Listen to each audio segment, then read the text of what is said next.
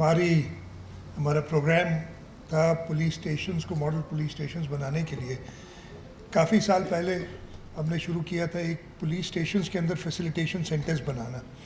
वो भी मैंने इनाग्रेट किए थे। काफ़ी अर्सा हो गया। मैंने भी आईजी साहब से पूछा है कि वो कैसे चल रहे हैं, तो ये हैप्पी विद द परफॉर्मेंस कि अच्छे चल रहे हैं।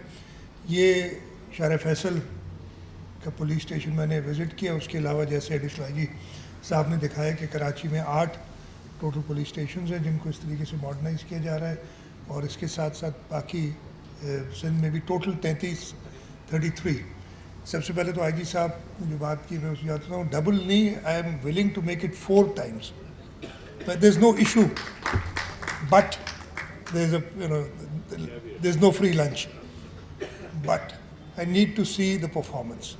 यहाँ पे एक चीज़ की जो मुझे शायद हो भी, शायद आप ना बता सको कमी, they should be A complaint register, कि जो आता है थाने में अगर उसे कोई कंप्लेन हो तो अपनी कंप्लेन देके जाए, एंड दैट द सुपीरियर जो उसका भी बड़ा ऑफिसर हो वो उसको रोज़ाना चेक करे या दूसरे तीसरे दिन चेक करे कि लोगों की कंप्लेंट्स जो हैं वो रजिस्टर हो। लेकिन ऐसा भी नहीं होना चाहिए। मैं आपको बताता हूँ, शायद आपको अच्छी नहीं लगे और मीडिया को बहुत अच्छी लगी ये बातें कुछ, कि मुझे ऐसे भी खतूत आते हैं जो पुलिस के नहीं, क्रिमिनल एलिमेंट्स या इंक्रोचर्स या उनके खिलाफ आते, कहते हैं मेहरबानी करके हमारा नाम शेयर नहीं कीजिएगा।